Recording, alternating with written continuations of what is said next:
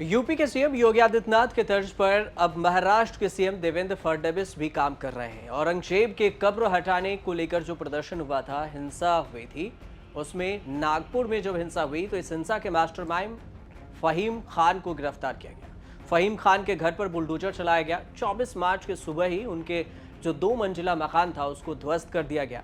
फहीम के परिवार ने अवैध कब्जा को लेकर नोटिस मिलने के बाद कही थी, लेकिन नोटिस मिलने के 24 घंटे बाद ही बुलडोजर चलाया गया। 17 मार्च को नागपुर के कई हिस्सों में दंगे हुए थे। सरकार ने हिंसा को रोकने के लिए कर्फ्यू भी लगाया था और ये बात सामने आई थी कि ये सोची समझी साजिश है। जांच में ये पता चला था कि नागपुर हिंसा का मास्टरमाइंड फहीम खान है। फहीम ने सोशल मीडिया पर कई सारे भड़काऊ पोस्ट किए, लोगों को व्हाट्सएप मैसेज भेजकर इकट्ठा होने के बाद कही और उन्होंने भड़काऊ बातें भी लिखा, जिससे दंगा भी भड़का। फहीम खान पर आरोप है कि फहीम ने लोगों को उकसाकर भीड़ जुटाई। 21 मार्च तक के लिए पुलिस ने उन्हें कस्टडी में पहले भेजा और फिर दावा किया गया कि इस दंगे को भड़काने के लिए मुख्य आरोपी 38 साल के फहीम खान का हाथ है और इसी पर एमडीपी का नागपुर शहर के अध्यक्ष भी वो हैं फहीम खान। फहीम खान ने 2024 के लोकसभा चुनाव में केंद्रीय मंत्री नितिन गडकरी के खिलाफ चुनाव भी लड़ा था। जानकारी के अनुसार से फहीम खान नागपुर के संजय बाग कॉलोनी में रहते हैं और वह 24 लोकसभा चुनाव के दौरान अल्पसंख्यक डेमोक्रेटिक पार्टी एमडीपी के टिकट पर चुनाव में उतरे थे, जिसमें उन्हें करारी हार मिली थी। नितिन गडकरी से हार गए थे। इसके बाद वो राजनीतिक रूप से कई बार सक्रिय रहे, लेकिन बयानबाजी के लिए भी उनकी चर्चा खूब होती रही।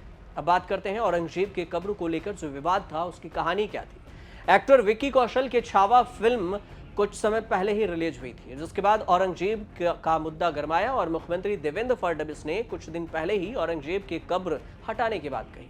विवाद तब और भी बढ़ गया जब समाजवादी पार्टी के नेता अबू आजमी ने औरंगजेब को अच्छा शासक बताते हुए कहा था कि उनका मानना है कि औरंगजेब क्रूर नहीं था। उनका दावा था कि फिल्मों के जरिए औरंगजेब की गलत छवि पेश की जा रही है। इसके बाद से औरंगजेब की कब्र को हटाने की मांग तेज हो गई। कुछ दिन पहले ही हिंदू संगठन ने इसका विरोध किया और फिर औरंगजेब के कब्र को हटाने को लेकर जब विवाद हुआ तो इसमें हिंसा भड़की। हिंसा में करीब 60 से ज्यादा लोग घायल हो गए और 60-70 के करीब में दंगाइयों को अरेस्ट भी किया गया।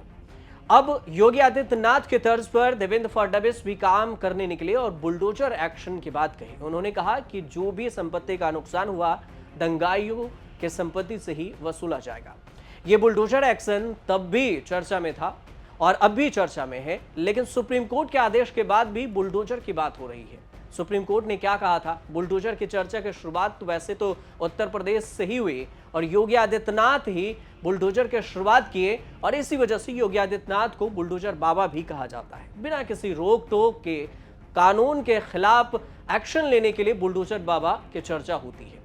वैसे बुलडोजर उत्तर प्रदेश से निकला, बिहार, मध्य प्रदेश, दिल्ली, राजस्थान, उत्तराखंड और फिर हरियाणा भी पहुंचा, अब नागपुर में भी पहुंचा। सुप्रीम कोर्ट इस बुलडोजर मामले के एक्शन पर रोक भी लगा दिए थे और इसे असंवैधानिक करार दिया था। अब देखें तो सुप्रीम कोर्ट ने कहा था कि किसी भी मकान को अभियुक्त अगर दोषी है तो उसके मकान को गिराया नहीं जा सकता, क्योंकि उसमें अभियुक्त ही सिर्फ नहीं रहता, उसका परिवार भी रहता है और इसलिए उसके संपत्ति को ध्वस्त करना कभी जायज नहीं हो सकता। ये पूरे मामले को लेकर सुप्रीम कोर्ट ने असंवैधानिक करार दिया था। बिल्कुल गलत बात है, ये बात सुप्रीम कोर्ट ने कही थी और एक लक्ष्मण रेखा खींच दिया था। 15 दिन का वक्त भी दिया था। उन्होंने कहा था कि जब तक दोषी साबित नहीं हो जाता तब तक आप कोई भी कार्रवाई नहीं करते। सुप्रीम कोर्ट ने यह भी साफ किया था कि ऐसे गिराए जाने के बाद अगर गलत साबित नहीं होता दोषी, तो फिर सरकार को उस संपत्ति को बनाकर देना होगा। देश भर में इसकी चर्चा हुई और देश भर के राज्य सरकारें बुलडोजर कार्रवाई को अपनाती रही और सुप्रीम कोर्ट फैसला सुनाते रहा। इधर जस्टिस उज्जवल भुइया ने राज्य सरकार की बुलडोजर एक्शन पर भी आपत्ति जताई।